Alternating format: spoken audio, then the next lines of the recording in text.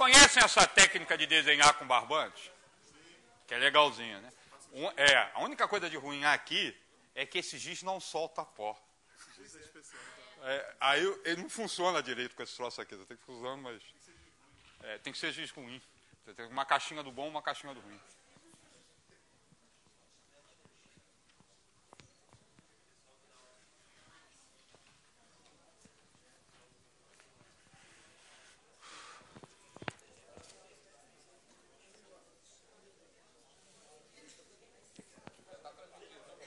Já?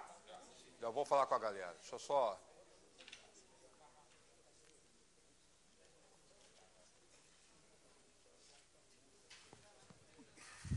Já estamos no ar?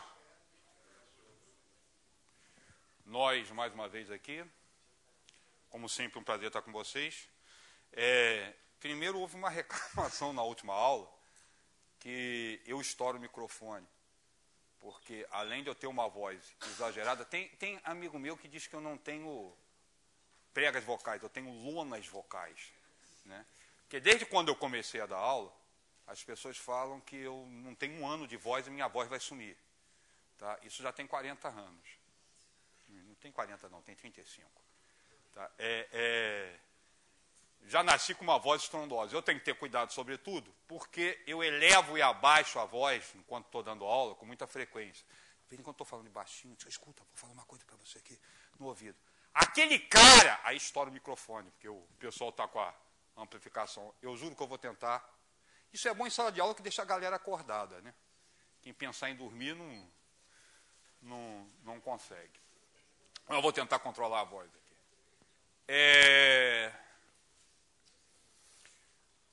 Deixa eu falar uma coisinha aqui com vocês. Acredito que todos nós, professores, acredito não, tenho certeza, nós vivemos de livros. Tá? Livro na minha casa, como na casa de praticamente todos aqui, é um objeto sagrado. A ponto de, eu me lembro de ter batido é dar um tapa, né? Não precisa ficar preocupado que eu não bato em filho, não, tá? Eu bati no meu filho 3 vezes, dar um tapa na mão, um pescoção. 2 delas eu bateria de novo, e a terceira eu me arrependo, que eu não devia ter feito, só porque ele pegou a porta, deu um pescoção nele, que pegou a porta do meu carro e ficou balançando.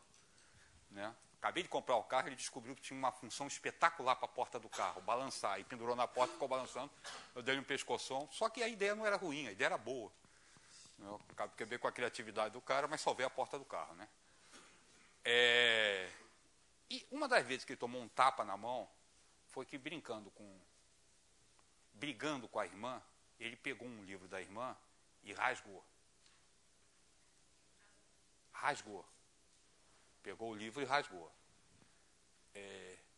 Rasgar um livro na minha casa, isso é pecado capital. Porque a comida que vai à mesa vai através dos livros. Certo? O livro é um objeto...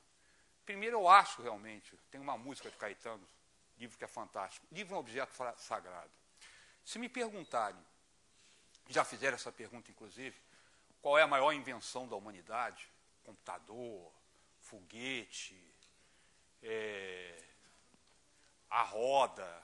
Para mim, a maior invenção de todos os tempos foi a escrita. Quando o homem inventou a escrita, ele criou a memória externa. Ele criou o cérebro fora da cabeça humana. Ele criou o cérebro da humanidade. Ele registrou direto, de uma geração para outra, o que se criava. Escrever foi um passo espetacular. Diga-se passagem, que existe inclusive estudo de que o ato de escrever tenha surgido direto de registros matemáticos, tá? A matemática é uma produção escrita, nós já falamos disso. A necessidade de fazer registros matemáticos é um estudo, não significa que isso esteja comprovado. Dentro dessa ideia do livro, por que eu estou falando para vocês? Porque qualquer professor tem alguns livros, qualquer pessoa ligada à matemática, em especial professor, tem alguns livros que ele não pode não saber que existe. Você pode não ter lido, porque tem alguns livros que são históricos, e um deles é esse, que não é um livro simples de ler. É um livro que você teria que debruçar sobre ele para estudar. Eu estou falando do livro que talvez seja o que mais me deu emoção de comprar. Ligaram para mim, dizendo que tinha sido lançado em português, com tradução direto do grego. O livro, Os Elementos de Euclides, que é a minha preocupação, discutir com vocês hoje esse livro, para a gente ter uma ideia.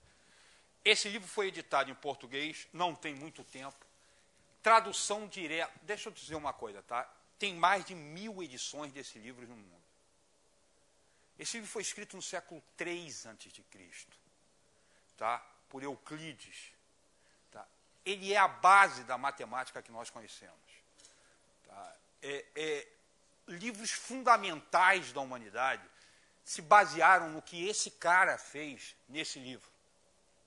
Tá? Como princípio de matemática e filosofia da natureza de Newton.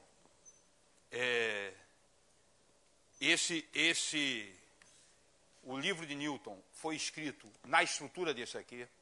Ética de Spinoza foi escrito na estrutura desse aqui.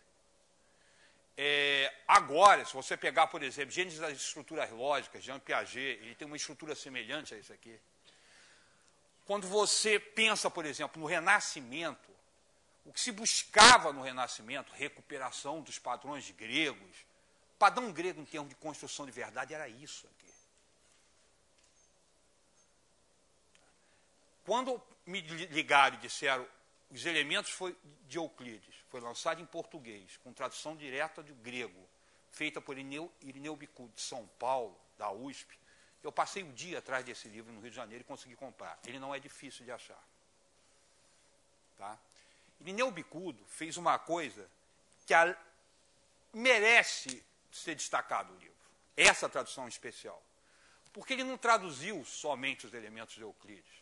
Porque quando você traduz um livro técnico, normalmente você peca pelo estilo, pode pecar pelo estilo, mas mantém a objetividade. Uma vez eu li, inclusive, que são as duas formas diferentes de fazer uma tradução. Quando você traduz um livro literário, você mantém o estilo, mesmo que isso prejudique a objetividade do texto. Quando você traduz um livro científico, você mantém a objetividade, mesmo que isso prejudique o estilo do texto. Irineu Bicudo, não. Ele passa 10 anos estudando o grego clássico para fazer a tradução direto do grego, tá? E faz a tradução de forma primorosa, tentando manter o máximo possível o que é a apresentação de 2.300 anos atrás. Tá? Esse foi o livro, um dos livros que mais me emocionou quando eu consegui comprar. Tá? No que se baseia? Primeiro tem uma coisa. Eu vou tentar seguir, inclusive, eu escrevi no quadro, por dois motivos, manter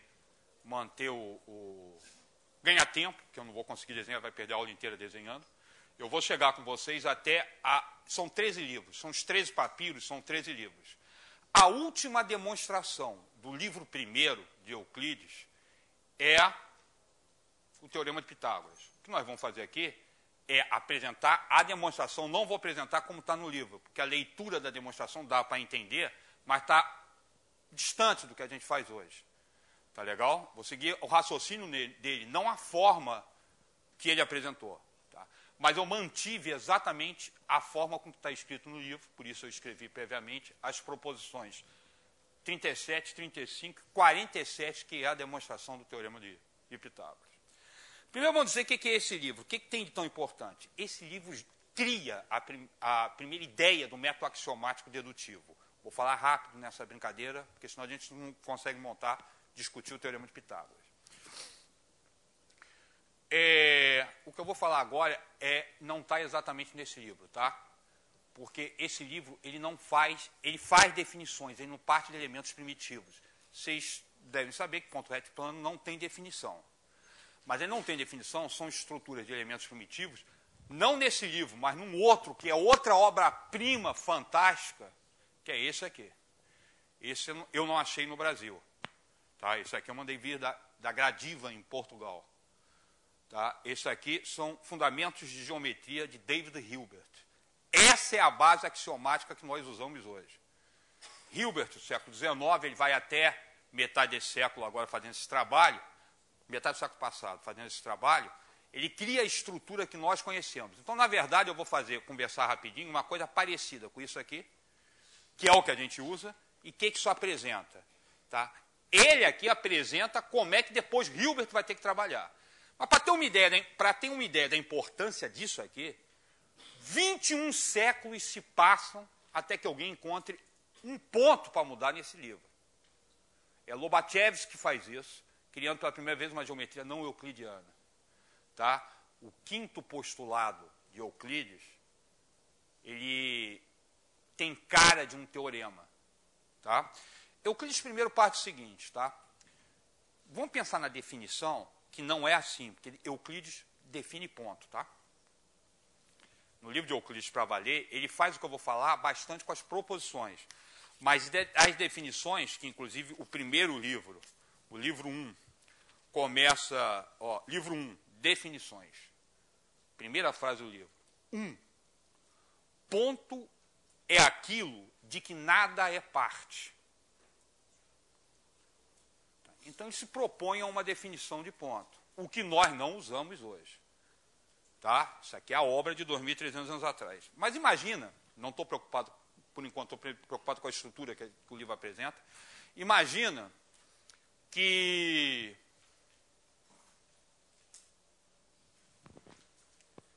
um índio me pergunte o que é caneta. Estou numa tribo indígena, eu falo assim, isso que você me falou é legal, se tivesse uma caneta aqui, o índio te pergunta, o que é ser caneta? O que você responde para o cara? Caneta é o objeto que a gente usa para escrever. Quando o índio vê um lápis, ele vai dizer que o lápis é caneta. Não, mas é um objeto que a gente usa para escrever com tinta.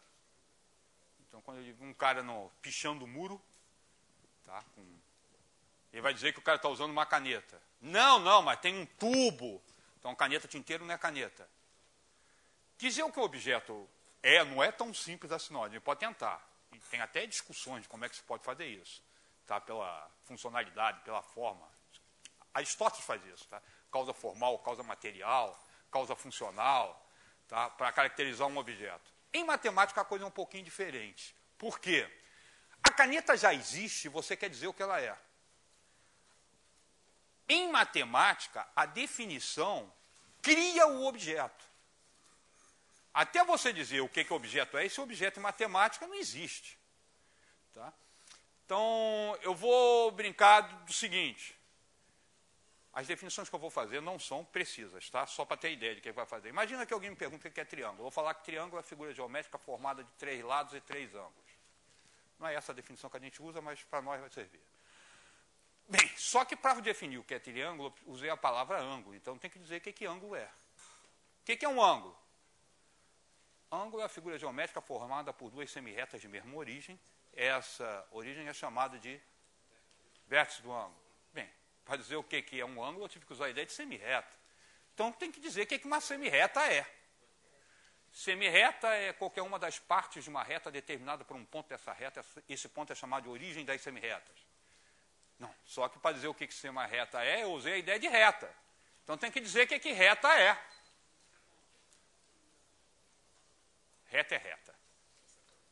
O que acontece é que está na cara que se eu continuar fazendo isso, para dizer o que alguma coisa é, eu vou ter que usar uma ideia anterior. Você não pode dizer o que alguma coisa é sem ter uma ideia anterior a ela. Nada vai a partir do nada. Você precisa de algo. O que significa que essa ideia faz com que você caminhe ad eternum para trás. Tá certo? Então a gente precisa de um ponto de partida. Isso é o que o Hilbert faz para valer. Ele começa com um ponto de partida, com um ponta reto plano. A partir daí começam todas as definições. Depois, o Euclides não faz bem isso com as definições, mas ele faz uma coisa fantástica. Ele cria as proposições não demonstráveis. que a gente chama de axiomas. O que ele faz? Da mesma forma que com as definições eu ando para trás, com uma proposição, para provar alguma coisa, eu tenho que utilizar um conhecimento anterior que já tenha sido provado. Então ele começa a andar para trás nos processos de demonstração. Tá certo? Só que se você andar para trás para provar que a soma dos ângulos internos de um triângulo de 180 graus, eu tenho que usar duas paralelas cortadas com transversal e utilizar que ângulos alternos internos são congruentes. Tá? Aí você vai andando para trás. Para provar isso, eu tenho que ter um outro elemento anterior a esse. Tá? O que ele faz? Ele chega a um ponto que também você vai ter que partir de algum lugar. E aí Euclides faz isso. Tá? Ele começa a chamar, ele chama de postulados. Para Euclides, postular significa pedir. Os 5 primeiros postulados, os postulados que aparecem aqui deixa eu ver se eu pego, até leio para vocês aqui. Aparece logo no livro 1, logo depois das definições. Ó. Deixa eu ver. Postulo o quê? Ó, postulados. Fique postulado traçar uma reta a partir de todo ponto até todo ponto. Ou seja, você tem 2 pontos, os 2 pontos passam a 1, é sempre possível traçar uma reta a dar 2 pontos distintos. Também prolongar uma reta limitada continuamente sobre uma reta. A forma que ele escreve, o Irineu Bicudo teve cuidado. O que ele faz é que a reta continuaria dos 2 lados. Os ângulos retos podem ser sobrepostos, são congruentes. Postular, Carson de Sinário, significa pedir. Ele pede que você acredite nessas coisas. Acreditando nisso, aí o resto sai. Para ter uma ideia do meu respeito a esse livro, que você pode não ler, mas você tem que saber que ele existe. Tá? Uma vez, conversando com o professor de geometria, eu disse para ele que eu julgava o livro de Euclides o livro mais importante que a humanidade escreveu, afora os livros santos. É o livro que mais influenciou o pensamento humano, fora a Bíblia, o Alcorão. Tá? Esse professor de geometria disse, Líado, você está errado. Nem os livros santos chegaram a isso. A parte da discussão, tá? A importância do livro é inquestionável. No livro 1, tem 2... Eu coloquei algumas coisas aqui no quadro, eu vou para lá, para a gente discutir.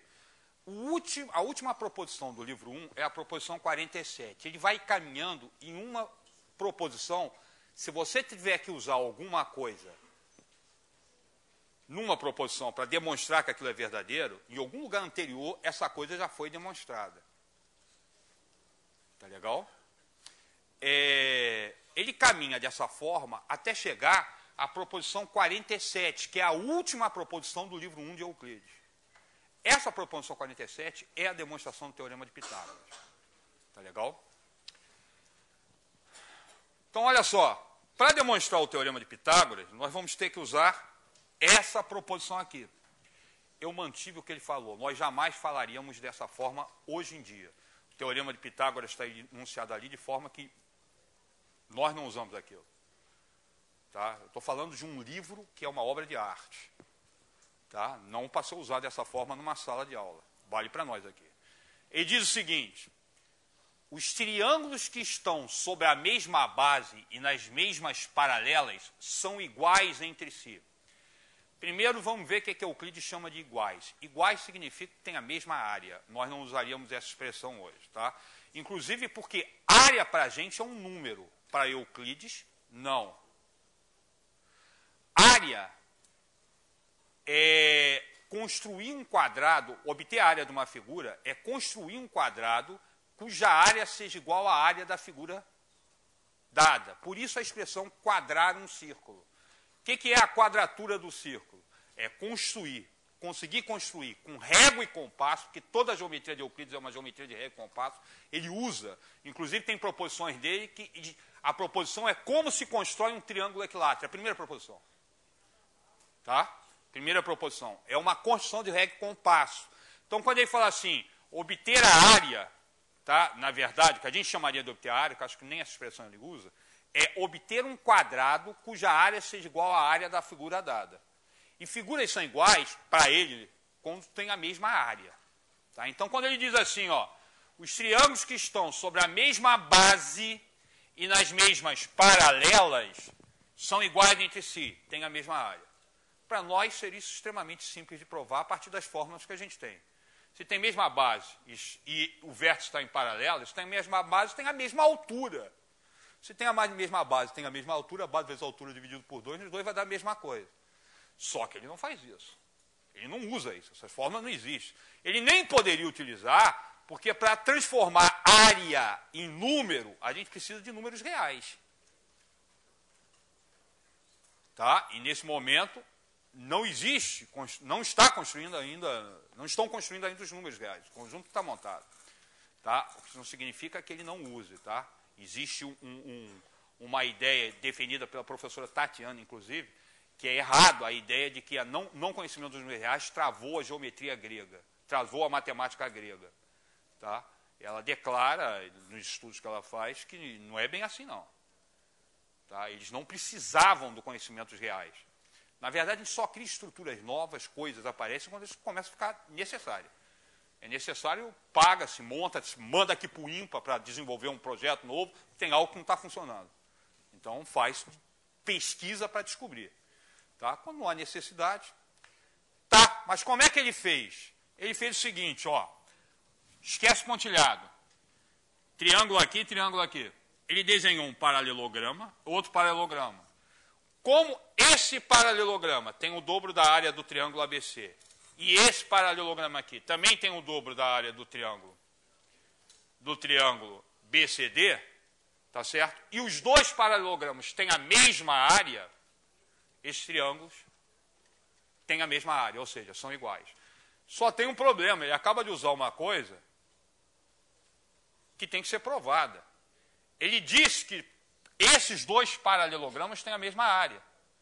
Tem uma proporção anterior, que é a proporção 35, que me permite usar isso agora, que diz o seguinte: os paralelogramas que estão sobre a mesma base, nas mesmas paralelas, são iguais entre si.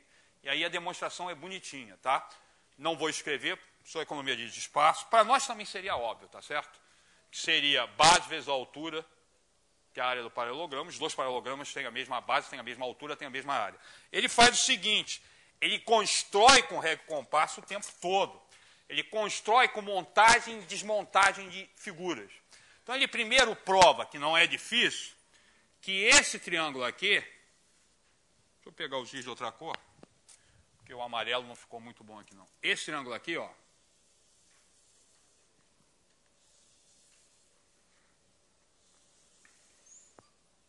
E esse triângulo aqui...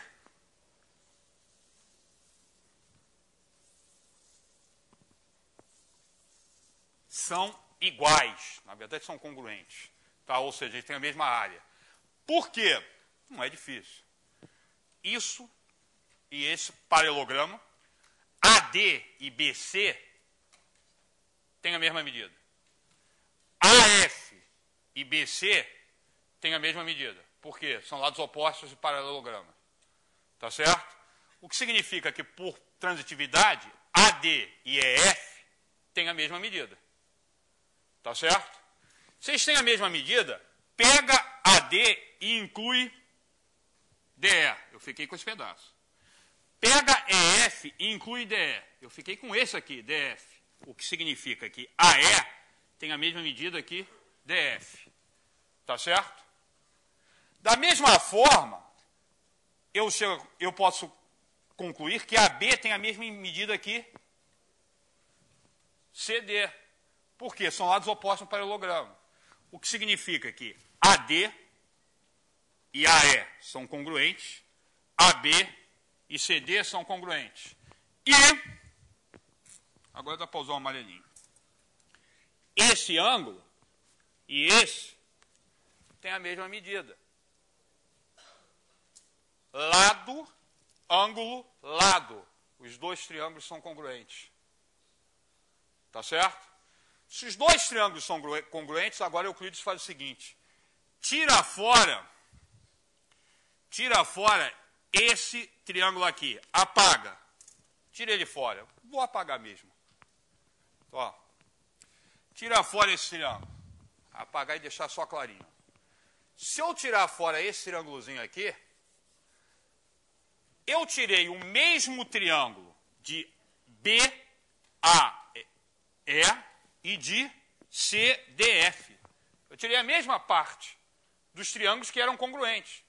O que significa que esse trapézio aqui, ó, ADGB, tem a mesma área que esse trapézio, EGCF. Tá certo? Aí o que ele faz? Ele pega nesses trapézios e inclui esse triângulo. Como ele incluiu coisa igual nas duas figuras que tinham a mesma área, o paralelograma ADCB fica com a mesma área que o paralelograma EFCB. Tá? Para nós seria mais fácil por causa de fórmulas. Mas ele faz um trabalho que é belíssimo de montagem e desmontagem de figura o tempo todo, porque ele trabalha com régua e compasso. Bem, sabendo que paralelogramas construídos na mesma base, um lado comum, em paralelas, como está aqui, eles têm a mesma área, agora esses triângulos têm a mesma área, que são metades de paralelogramas. Tá legal? Proposição 37, continua uma série de proposições até chegar a 47. Na 47 é o teorema de Pitágoras. Ele diz, nos triângulos retângulos, o quadrado sobre o lado que se estende sob o ângulo reto, deixa eu tirar, coloquei sozinho mais para lá, sobre o ângulo reto, é igual aos quadrados sobre os lados que contêm o ângulo reto. O quadrado da hipotenusa é igual à soma dos quadrados dos catetos. O que ele vai propor, por mudança, por corte, muda a posição da figura, reconstrói, redesenha, ele vai provar que ele pode obter essa área aqui embaixo, área do quadrado BCED, a partir das áreas desses dois. Ou seja, na verdade, ele constrói um quadrado cuja área é igual à soma das áreas desses dois. Tá? Ele não usa assim a palavra área. Tá? Área para Euclides é montar um quadrado. Tá certo? É montar um quadrado com régua e compasso que tem a área que você está procurando. Se ele conseguir provar que existe um quadrado que tem a área igual à área desses dois, ele provou que o quadrado construído sobre a hipotenusa é igual à soma dos quadrados construídos sobre os catetos. Tá?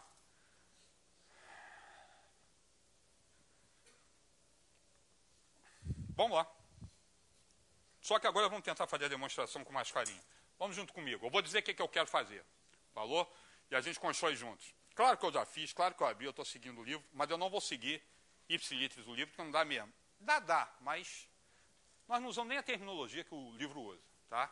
O que eu vou fazer é o seguinte, ó, que foi o que Euclides fez. Desce uma paralela ABD e CE passando por A. Tá legal?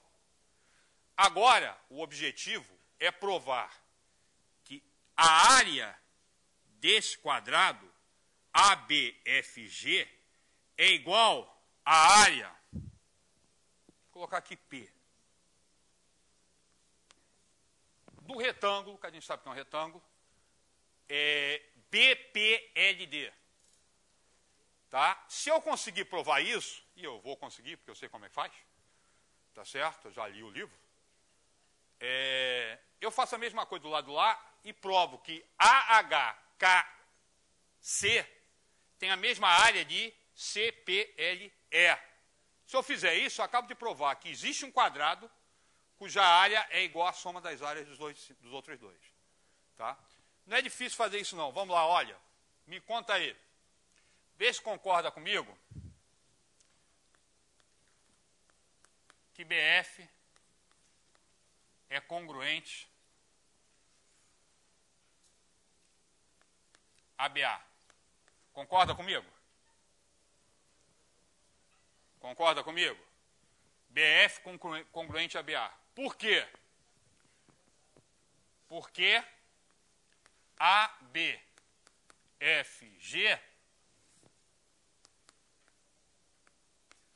é quadrado.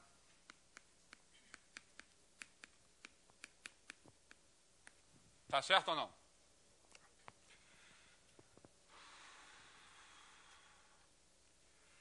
Vê se concorda comigo que BC é congruente, BC é congruente a BD. BC é congruente a BD? É. Por quê? BC é D, é quadrado.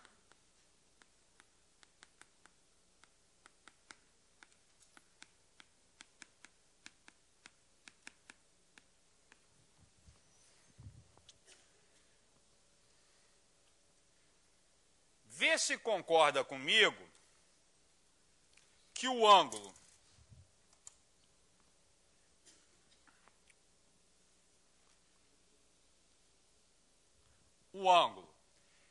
FBC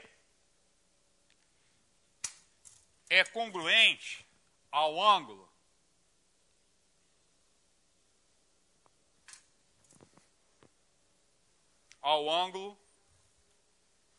ABD. Vê se concorda comigo. Por quê? Porque, na verdade, FBC é um ângulo reto mais ABC. E ABD é um ângulo reto mais ABC. Concorda? Então, estou somando coisas iguais a ângulos retos. Um dos primeiros postulados de Euclides é todos os ângulos retos são iguais. Tem a mesma medida. Ângulos retos podem ser sobrepostos. Então, vou tirar o seguinte. Vê lá comigo. Ângulo. O que eu estou fazendo aqui? F. B. C. É congruente ao ângulo ABD. Por quê?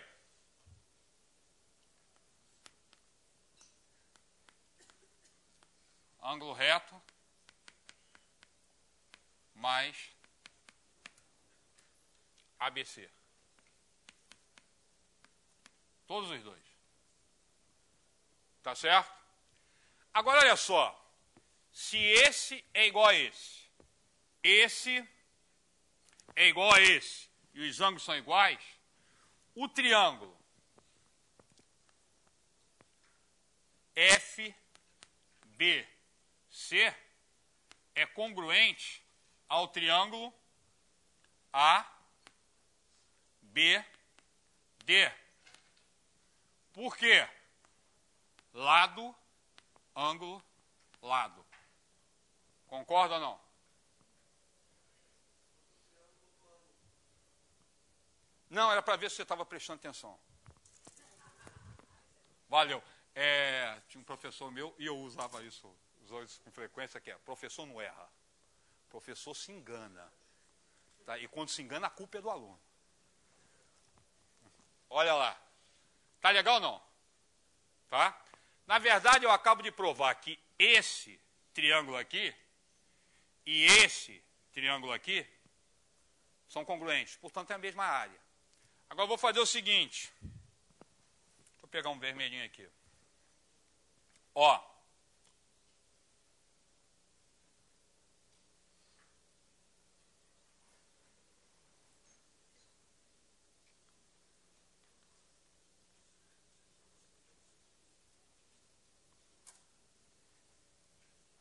Olha só. ABC e FBC e FBA têm a mesma área.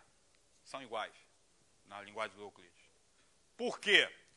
Eles estão construídos, ó, FBC e FBA, eles estão construindo sobre o mesmo lado, tem um lado comum, e o vértice está sobre paralela. Ele está usando esse teorema aqui. Tá legal ou não? Enxerga? Essa reta aqui é paralela a essa. Tá certo? Esse lado aqui é comum aos dois triângulos, FBC e FBA. E o vértice desses triângulos está numa paralela base. Repara que se a gente falar na linguagem de hoje, eu tenho aqui, esses dois triângulos têm a mesma base e a mesma altura. A altura desse triângulo, dos dois triângulos é AB. Tá certo? O que eu vou chegar à conclusão agora é, vamos lá, triângulo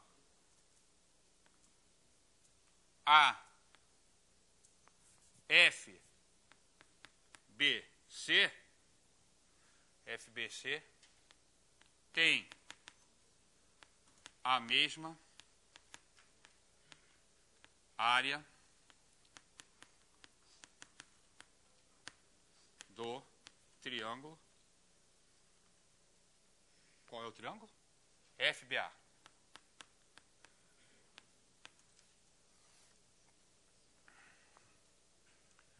Proposição 37.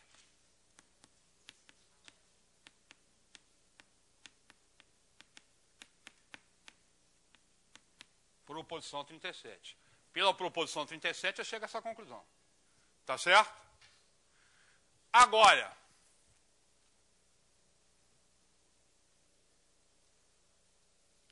triângulo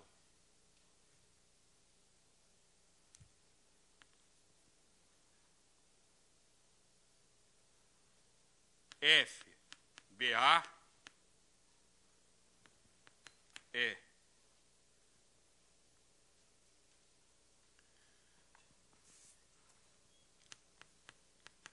tem. Vou escrever isso não. Estou com medo de acabar o quadro e ter que apagar a figura lá. O que eu vou fazer é o seguinte. Vou pegar agora nesse de cá e provar o seguinte. Ó. Mesmo raciocínio que eu fiz em cima, eu vou fazer agora aqui. Para esse triângulo. Repare aqui o triângulo ABD e o triângulo PBD tem áreas iguais. É o mesmo motivo. Os dois são construídos sobre BD e o outro vértice está numa paralela, porque AL foi construído como paralela a esse de cá. Então, de novo, pela proposição 37, ABD tem a mesma área de PBD. Concorda ou não? Pela proposição 37.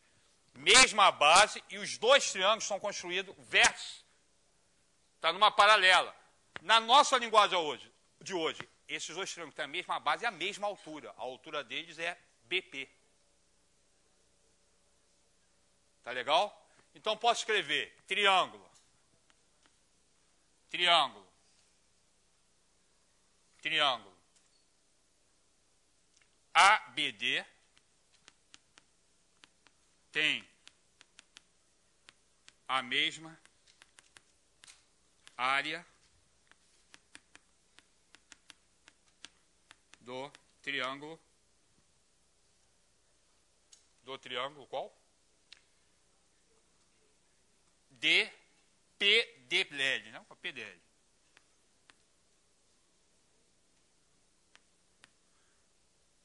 Podia ter organizado um pouquinho mais isso aqui, né?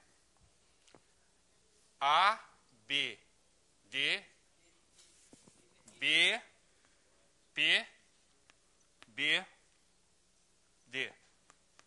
Para manter o B no centro. Por quê? Proposição 37. Escrevi certo? Deixa eu ver aqui. P, B, D. Isso mesmo. Tá certo? Agora presta atenção. Não vou continuar fazendo, dava para escrever mais umas duas linhas, mas eu vou pular. Tá? Eu vou escrever o seguinte, vê se concorda comigo. Chamar isso aqui de 1, esse aqui de 2, de 1 e 2,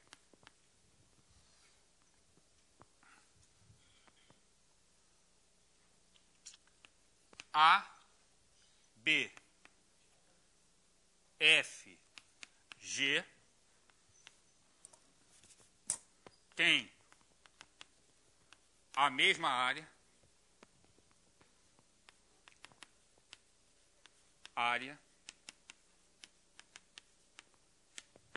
de BPLD. Ou seja, eu dei um pulinho, a gente vai ver por quê. Tá? Acabo de provar que esse quadrado tem a mesma área desse retângulo. Não é difícil entender por quê. Repara, esse triângulo aqui é metade do quadrado. Esse triângulo aqui é metade do retângulo. Tá legal? Mas acontece que esse triângulo aqui tem a mesma área que esse. E esse triângulo aqui tem a mesma área que esse. Tá certo? Esse triângulo aqui tem a mesma área que esse. O que significa que, como ABC e ABD têm a mesma área, porque são triângulos congruentes, a AFB e PBD têm a mesma área, porque tem as áreas de triângulos que são congruentes. Tá certo? Bem, mas esse triângulo é metade do quadrado. Esse outro triângulo é metade do retângulo. Então, o quadrado todo tem a área do retângulo todo. Tá legal? Valia mais umas duas linhas, não vou escrever não. Tá? Até porque fica enfadonho. Agora, o que eu faço? A mesma coisa para o lado de cá. Só que agora eu traço uma linha. Uma linha que vem daqui para cá. Tá certo? Não, daqui para cá, ó. Tá? E monto outro triângulo aqui. Tá legal? Ele monta, deixa eu desenhar quer ver onde é que ele pega as linhas? O do Euclides não é basicamente isso. Agora faz o seguinte, ó, constrói uma daqui para cá, constrói uma daqui para cá e monta o mesmo raciocínio. Tá legal? Aí você prova que a outra também é. Você está gastando página. E com isso você prova o teorema de Pitágoras. Essa é a demonstração presente no livro 1, Última Demonstração. Falou? Agora eu trouxe um outro livro. Olha só, isso para mim tem um pedaço na minha estante que eu chamo de troféu. Tem livros ali que... Se você quer emprestar esse livro, tenha certeza que eu não vou te emprestar. Eu não empresto esse livro para minha mãe. Até porque ela não entende nada de matemática. Tá certo? Mas tem livro que eu não empresto. Tem coisa que eu não empresto. Por quê? Porque tem uma relação afetiva com os objetos. Pode, eu falo isso para o meu analista, mas meu analista não é de matemática, também não entende essas coisas. Tá certo? Tem coisas que não se emprestam. Tá? Tem livro, por exemplo, o livro do Elon, o primeiro livro que eu peguei de análise disso aqui para fazer, tá? Foi uma das formas, eu fiz só todos os exercícios. Todos. Ele está todo anotado, todo rabiscado. Tá? Eu fiz todos os exercícios, encadernei as soluções, tá? E dei para o mestre. Falei, mestre, uma coisa aqui. Entreguei todos os exercícios feitos. Não significa que estão todos certos, tá? Mas feitos estão. Tá? Porque teve... Meu filho faz matemática. Aí ele falou, não, você tem que pegar esse material e distribuir. Eu falei, filho, a primeira coisa que eu tenho que fazer é reler, porque quando primeira leitura que eu vi, eu já encontrei erro. Eu já tem bastante tempo, né? Eu teria que reler tudo. Não, porque você não faz isso. Reler a solução dos livros dos exercícios do livro do mestre não é senta esse final de semana, meu irmão. Você vai gastar por baixo, umas férias inteiras fazendo isso, se você tiver disposição, né? Eu gastei mais do que isso para fazer. Se você me pediu aquele livro, está todo cacarecado. Né? Não, aquele eu não empresto. Eu te dou outro, que inclusive ele me pediu. Posso ver? Pode não. Tá? Eu vim ao ímpar, comprei esse aqui, é teu. O meu você não mexe. Por quê? Porque está anotado, cheio de marcas. Quem sabe se um dia alguém pega aquele livro e vê uma anotação que seja importante num canto, né? Olha eu querendo brincar de Fermat. Olha só, quem me dera, tadinho de mim. Olha só, esses livros que são, alguns são relações pessoais, outras são troféus, cara. E não são só de matemática. Esse aqui está na parte dos troféus, esse está na parte do troféu. Eu tenho a origem das espécies, tá? Que está na parte dos troféus. Eu tenho algumas edições históricas que me dão de presente. tá? Como Raízes do Brasil, está na parte do troféu, não pode mexer. Tá certo? São livros importantíssimos. Alguns mudaram, para mim são emocionantes mesmo, mudaram a forma da humanidade pensar. Um deles é esse. Outros são livros bem feitos, importantes, tá? Não chega a estar na parte do troféu, não tem o mesmo padrão, mas são livros bons e interessantes de ter. Um deles é esse. Esse livro aqui, ele tem mais de 300 demonstrações do Teorema de Pitágoras. Tá? Ele é o livro que tem o quê? Demonstrações do Teorema de Pitágoras. Ele é um professor americano que começou a colecionar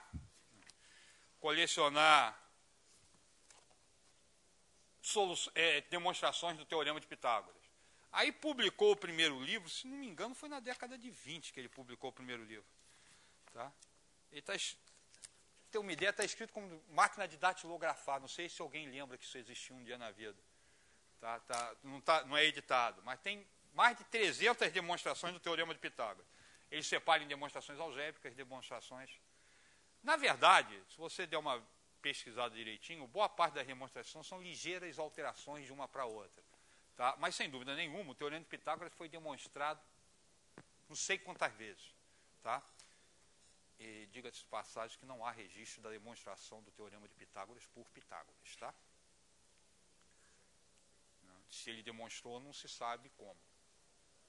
Tá? Diga-se também de passagem que a ideia de demonstração, para valer, está aqui, né? No Euclides. Pitágoras é anterior a Euclides.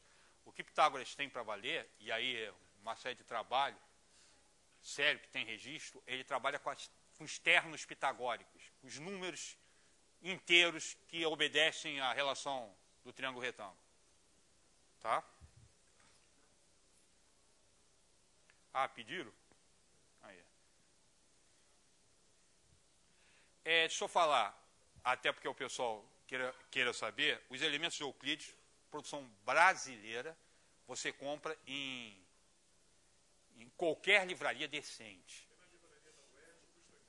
Tá, não é. Se você compra, e ele é um livro, não é, e também não é caro assim. Uma obra desse porte, ele não é caro assim. É uma produção, é uma peça de obra de arte. Tá? Agora, fundamentos de geometria eu não encontrei aqui, tá? Eu tive que mandar vir de Portugal, Gradiva, que veio. E esse aqui veio dos Estados Unidos. Tá? Tem uma coisa de ruim quando você começa ruim entre aspas, né? A entrar muito nos estudos das coisas, chega a um ponto que você não acha mais o que você quer, né? Começa a ter muita dor de cabeça. Se eu desejar ler elementos de Euclides no grego, eu quero ver achar onde é que eu vou. Estou brincando porque eu tenho uma versão grega dele, só certamente não é a versão que foi feita a tradução, mas eu tenho uma versão grega dos elementos em PDF. Você consegue. Tá legal. Aí eu fiz o seguinte para a gente. Vamos ver duas demonstraçõezinhas interessantes. Uma que eu já ouvi falar, tá? Porque não existe registro histórico, que teria sido uma das possibilidades do Euclides, do Pitágoras ter demonstrado, que seria essa aqui. Na minha opinião, das que eu vi, a mais elementar de todas, a mais simples essa aqui. Tá? Pega um triângulo ABC, e faz o seguinte, monta um quadrado da forma que está aqui. Eu tenho certeza que isso é um quadrado. Por que eu tenho certeza? Porque eu tenho 4 ângulos retos. Portanto, isso é um retângulo. Todos os lados medem B mais C. Portanto, isso é um losango. Tá certo? Lados opostos são paralelos. Tá? É um retângulo que também é losango. Isso aí é quadrado. Isso aqui é um quadrado. E o de dentro também é quadrado. Por quê? Esse aqui, somado com esse, tem que dar 90. O que significa que esse ângulo de cá, o suplementar, tá, vai dar 90 também. Então, isso é 90, 90, 90, 90. Tá? Também é um retângulo. E os 4 lados são hipotenusas. Então, é retângulo e é losango. Isso é quadrado. Tá certo? Quanto é que mede a área aqui no meio? A ao quadrado. Deixa eu ver, colocar até de outra cor. Roxo, para ficar bem. Não deve dar para ver o roxo, né? Vai lá, A ao quadrado. Tá legal. Aí você faz o seguinte, guarda isso aqui. Isso aqui é a área do quê? é a área da parte desse quadrado grande que não faz parte dos triângulos, dos 4 triângulozinhos. Tá legal? Aqui embaixo, eu remontei, peguei esse triângulo aqui, trouxe para cá, coloquei esses 2 triângulos junto lá de cá. Ou seja, eu reorganizei os 4 triângulos. Tá legal ou não? Continuo com um quadrado de lado BC. Tá certo? Só que agora, esse pedacinho aqui é B ao quadrado. Esse pedacinho aqui é C ao quadrado. Qual é a parte desse quadrado aqui que não faz parte dos 4 triângulos? B ao quadrado mais C ao quadrado. Se a parte desse quadrado aqui, que não faz parte dos 4 triângulos, é B ao quadrado mais C ao quadrado, e esse outro aqui, que é o mesmo quadrado, tá? A parte é A ao quadrado, necessariamente, B ao quadrado mais C ao quadrado igual a A ao quadrado. Tá legal? Outra forma que teria seria tentar algebricamente aqui, que também dá para fazer. Mas algebricamente é pegar esse aqui, que também fica interessante fazer, e montar esse outro triângulo, esse outro quadrado. Peguei o mesmo triângulozinho, ao invés de colocar com essa disposição, eu coloquei com essa de cá.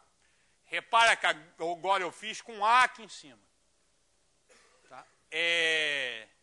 Isso é quadrado? Bem, A. Ângulo reto, que é a soma desses dois dá 90, ângulo reto, ângulo reto, ângulo reto. É retângulo. É losango, é quadrado. Isso aqui é um quadrado.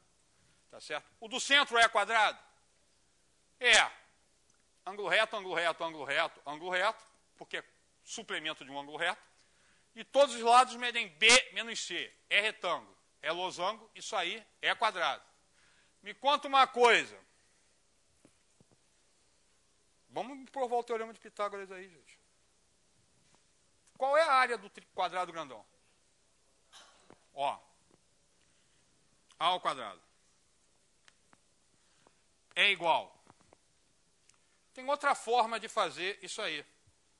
Eu posso fazer B menos C ao quadrado, vê se concorda comigo.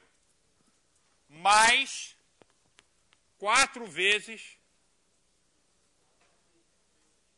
BC sobre 2. Vê se concorda comigo. Quem é A ao quadrado? É a área do quadradão, do maior. Quem é B menos C ao quadrado? A área desse quadradinho. Somado com 4 áreas desses triângulos aqui. Também a área do quadradão. Só que aqui vai me dar que A ao quadrado é igual a B ao quadrado menos 2BC mais C ao quadrado, simplificando, mais 2BC. Isso vai me dar que A ao quadrado é igual a B ao quadrado mais C ao quadrado. Outra demonstração do teorema de Pitágoras. Vamos ver as 300 hoje? Tá? Um monte de demonstrações possíveis. Agora, tem uma que a gente faz em sala de aula, que agora eu vou falar o seguinte, tá? Também disponibilizei. Já viram se está disponibilizado o PowerPoint? Tá. Eu disponibilizei mais um, só vou pedir desculpa para vocês o seguinte, o que eu vou apresentar agora em PowerPoint, tem até escrito, estudo 1. Quando eu peguei o PowerPoint pela primeira vez, foi na década de 90, eu olhei para aquele programa e falei, fizeram isso para mim. Porque aquele é o programa do professor. Tá? Demorou para as pessoas descobrirem isso, mas dar aula com PowerPoint é fazer o que eu fiz aqui escrevendo no quadro, você ganha tempo. Deixa eu falar uma coisa que eu faço muito em geometria. Eu trabalho numa sala, uma dos locais que eu trabalho, o quadro, a parede é o quadro.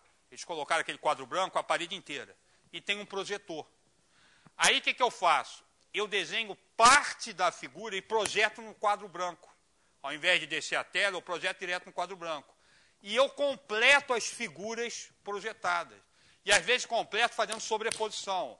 Manda o próximo slide aparece fazendo sobreposição com o anterior. Tá? Dá para trabalhar muito bem. Tá? E você ganha um tempo danado, porque hoje, se eu não tivesse desenhado, eu estava terminando de desenhar agora, né? Antes do pessoal chegar. Tá? Salvo os Wagner na vida, que consegue desenhar rápido, né? Diz aí.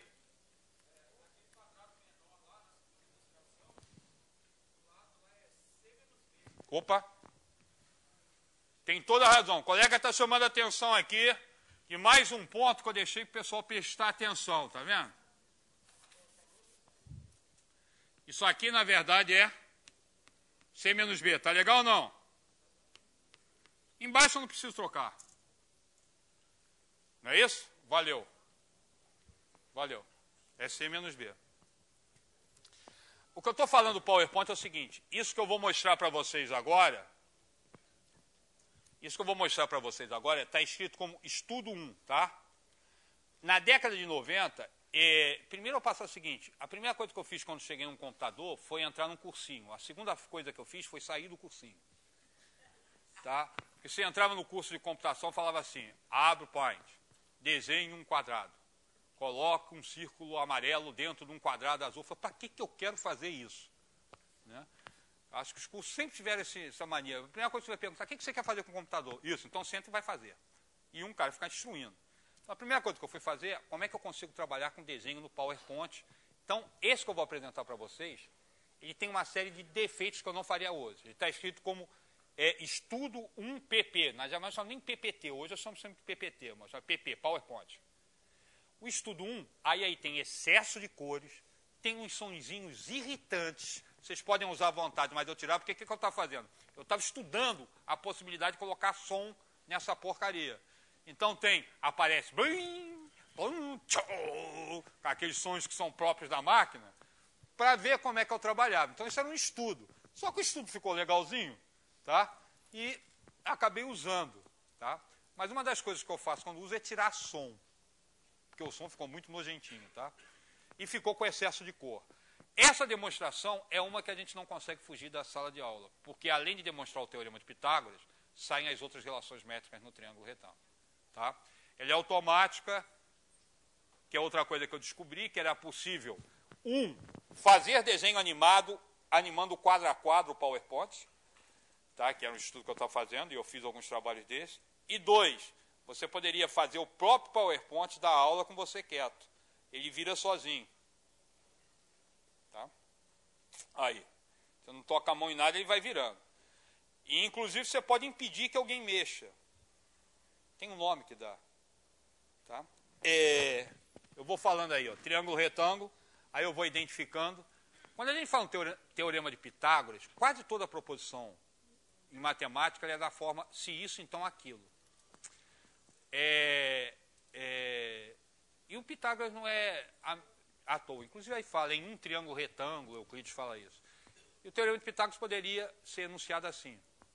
Se um triângulo é retângulo, então o quadrado maior lado é igual à soma dos quadrados dos dois. A gente não usa assim um triângulo é retângulo, porque a gente usa as palavras hipotenusa e cateto. Então está embutido que você está falando de um triângulo retângulo. O quadrado da hipotenusa é igual à soma dos quadrados catetos, só pode ser triângulo retângulo. Mas é um C também.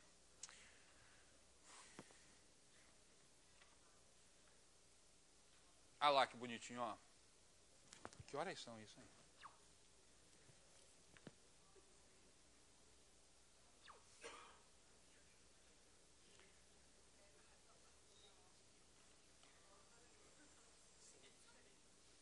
Vocês estão escutando o somzinho, por acaso?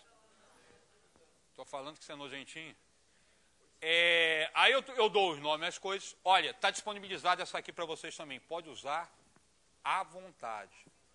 Retira, muda a cor, tira som, tá? Faz o que quiser. Só me perdoa os exageros aqui por causa do dedinho apontando o que ou o que, porque eu estava fazendo testes para ver até onde eu podia ir com o PowerPoint. E tem umas jogadas interessantes, como por exemplo, isso que eu estou fazendo agora é no mesmo slide com sobreposições. Tá? Daqui a 2 minutos começa uma... 2 minutos não, daqui a meio minuto vai começar uma animação quadro a quadro. Se vocês estiverem aí, quando vocês verem, vocês vão ver. Eu vou redesenhando e mandando os slides mudarem sozinho de posição. Tá? Aí dá essa ilusão de que você está fazendo... Na verdade, você está fazendo um desenho animado. O único problema é que, um dos problemas é que a velocidade não é a mesma em todos os computadores. Tem uns computadores poderosos demais que você vai fazendo muito rápido, tá? E dificulta um pouco, tá? Agora, eu estou identificando a congruência desses triângulos. Ó. São 3 triângulos congruentes. Isso aí a gente faz em sala de aula, é a demonstração mais feita. Tá? Agora eu fiz o seguinte, as letras que aparecem em vermelho, eu escrevo de novo uma caixa de texto em cima da letra que já está na figura, com outra cor, e manda a caixa aparecer e desaparecer. Então dá essa sensação de que eu estou, olha, vai sumir.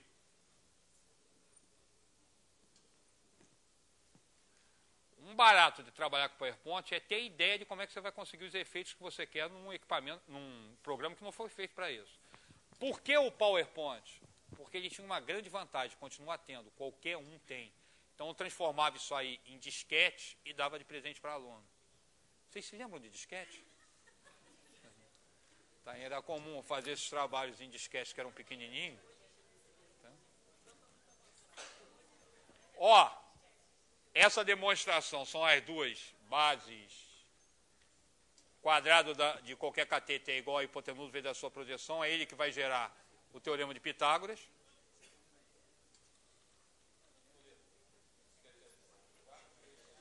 Hã? Tinha aquele grandão não cheguei a usar, não. Naquela época eu ainda estava assistindo Balão Mágico. Mas eu usei pequenininho. Pequenininho já está sumindo, já está com dificuldade. Mas tem muito material em disquete que eu preparei para aluno. Inclusive eu fiz um material que era de geometria, eu podia ter trazido para vocês, mas não era Pitágoras. Que tinha uma sequência de exercícios que o aluno tinha que responder e só se ele conseguisse chegar ao final, ele tinha acesso a um número que dava acesso a um arquivo oculto que gerava uma declaração, eu chamava de declaração de, como é que eu chamava? Neófito. Tá? Ele tinha que me entregar aquilo com o número dele para eu saber que ele fez todos os exercícios. Só que o tiro saiu pela culatra, tá? Porque a galera perdia mais tempo tentando quebrar o que eu fiz, quebrar a defesa, do que resolver os problemas de geometria. O barato era dar a volta no professor, né? Outra coisa importante é fazer isso que está aparecendo nesses slides agora, tá? Não se fixe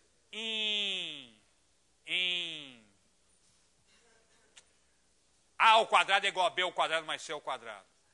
Declare que o quadrado da hipotenusa é igual à soma dos quadrados catetos. Produto dos catetos é igual à hipotenusa vezes a altura relativa à hipotenusa. Tá? Porque senão você troca as letras de lugar e o cara tropeça. Tá certo? Aí já acabou. Enquanto rola, até deixa eu falar, por causa do nosso tempo já está esgotado, não vai dar tempo de falar tudo que eu queria. Fechei isso aí, agora eu quero falar com vocês, vou falar rapidinho. Deixa eu apagar aqui. Enquanto termina lá, que já vai terminar. Porque senão não vai dar tempo. Eu não vou estourar nosso tempo não, tá? Não vou provar, porque não dá mais tempo.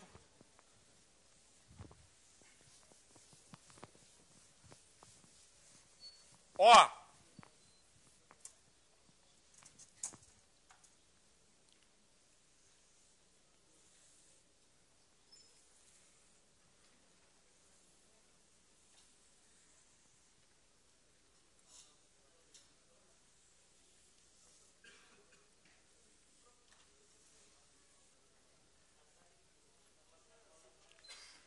Se você tiver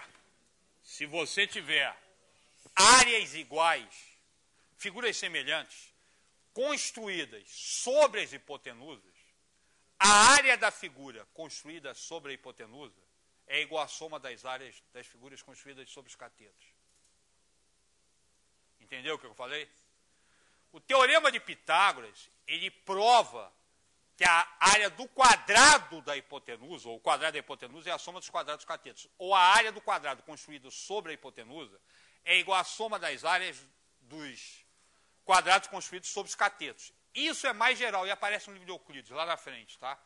A área se você tem 3 figuras semelhantes, uma construída sobre a hipotenusa e as outras 2 construídas sobre os catetos, a área da figura construída sobre a hipotenusa, não precisa ser quadrado, é igual à soma das áreas das outras duas figuras.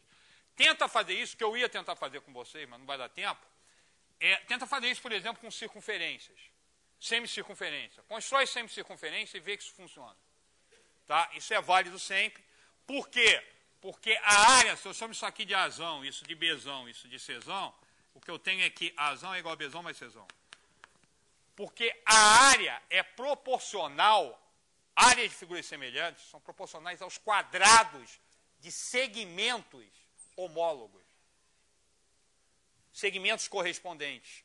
Essa área A é proporcional ao quadrado desse segmento.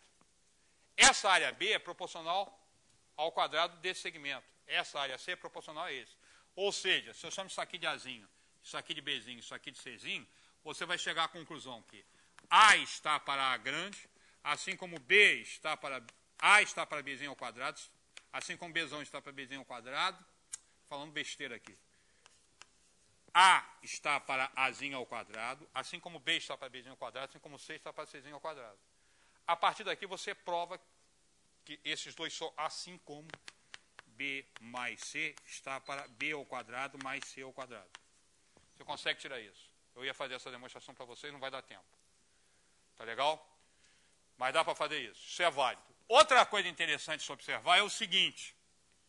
Existe uma expansão para o teorema de Pitágoras quando montado em terceira dimensão. Se isso aqui é Dzão, diagonal A, B, C, diagonal do bloco ao quadrado,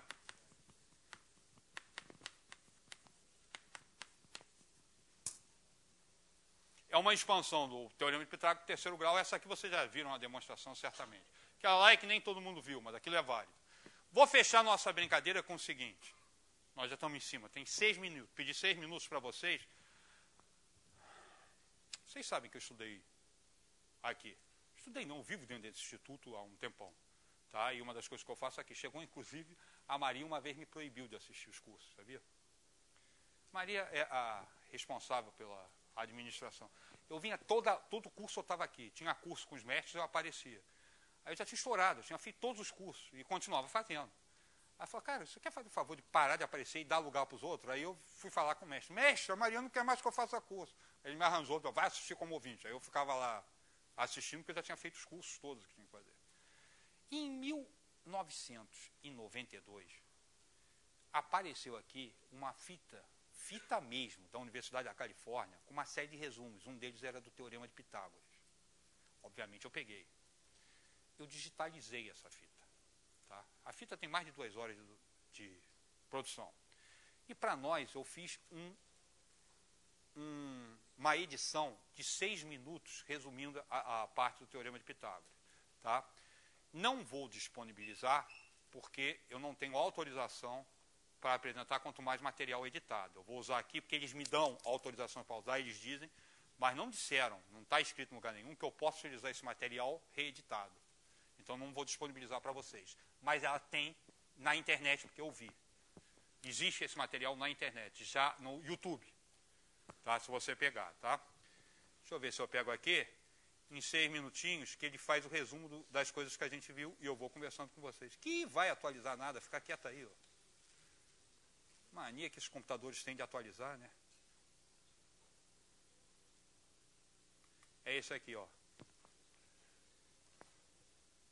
Acho que tem que aumentar, né? Aí precisa de som. Tem som aí? Pro pessoal? Eu posso voltar? Não? Não, deixa só o somzinho. Eu tô falando besteira que precisa de som. Porque tem música. Porque essa porcaria é em inglês. Porcaria, sabe? Não foi traduzido. Ele é da Universidade da Califórnia. Não dá muito para...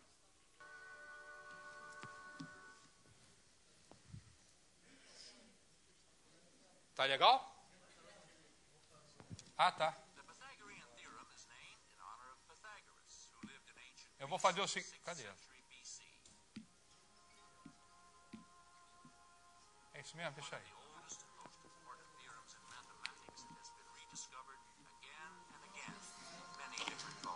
Espera que eu vou voltar ele um pouquinho. Deixa eu voltar. Olha só, a gente fecha aqui. Eu vou comentando, tá? Porque o material está em inglês e está editado. Existem registros de demonstrações do Teorema de Pitágoras há muito tempo. Existe registro de demonstração de tratamento, vamos dizer assim, do Teorema de Pitágoras. Por exemplo, aqui vai aparecer alguns, eu vou parando aqui e falando com vocês. Deixa aqui que eu consigo parar, tá? Ó. Vai aparecer aí uma imagem, desenho a pico de pena de Pitágoras. Obviamente, ninguém sabe como é que era a cara de Pitágoras, né? The Pythagorean theorem is named in honor of Pythagoras, who lived in ancient Greece in the 6th century. É uma referência a Pitágoras. E esse, ó, isso aí é semelhante a isso. Isso aí é uma demonstração chinesa, ó. Ó, a anterior é chinesa, essa aí, repara o tipo de letra que está aqui, ó. E é alguma coisa parecida com Euclides. Repara uma coisa, esse livro dos elementos de Euclides, o barato dessa edição nossa, que foi traduzida direto do grego. Mas os acessos que a gente tem são acessos a traduções do latim, do grego para o árabe, tá? O que se tem registro muito são das triplas pitagóricas, os ternos pitagóricos, tá? Que ele está falando aí. Inclusive, Pitágoras tem trabalho com isso para valer, tá? Com representações desses ternos. Pitágoras trabalhava muito com número. E há registro em tábuas assírias, que vai aparecer uma imagem, aquelas tábuas cuneiformes, Babilônia. Ó, tem uma sequência de ternos pitagóricos montados aí. Se não me engano, tem 5.000 anos de idade. Tá feito, ou seja, o Teorema de Pitágoras, na verdade, o conhecimento dessa relação do teorema já não é de agora.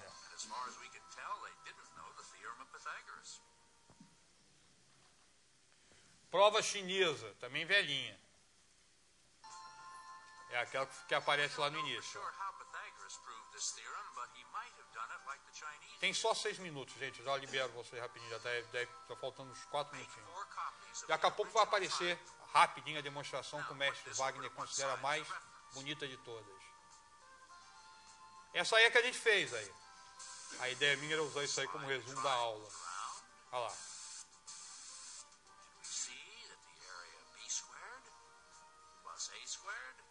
As partes azuis se equilibram, que equivalem B ao quadrado igual a ao quadrado igual a B ao quadrado mais C ao quadrado. Só que está trocado, tá? Ele está usando A e B, o A não é hipotenusa para ele, né? E ele estava colocando aí que a demonstração é genérica. Você pode fazer isso com qualquer triângulo. Tá certo?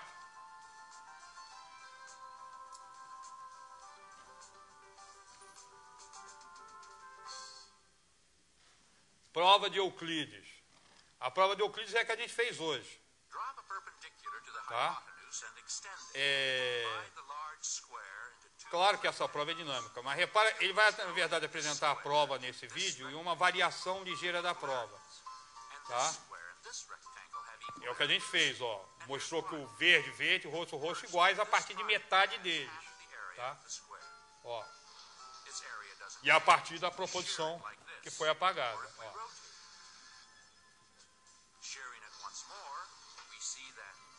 Isso foi exatamente o que a gente montou. Tá certo? Montando metade de um quadrado correspondia a metade do retângulo. Olha lá.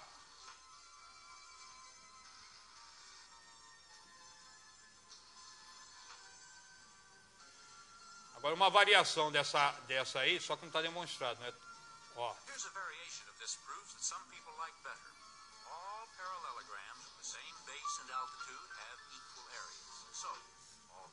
Ao invés de trabalhar com metade, são essas pequenas variações que aparecem muito nesse livro com as 300 demonstrações.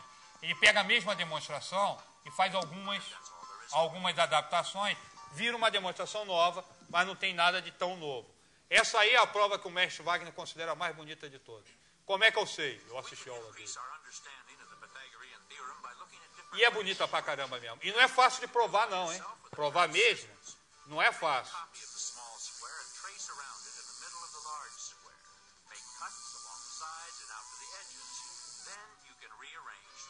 Se não me engano, ele é do século XIX. Olha lá. exactly inside the other two squares. É uma reconstrução, uma montagem, tá? Muito bonitinha. Tá?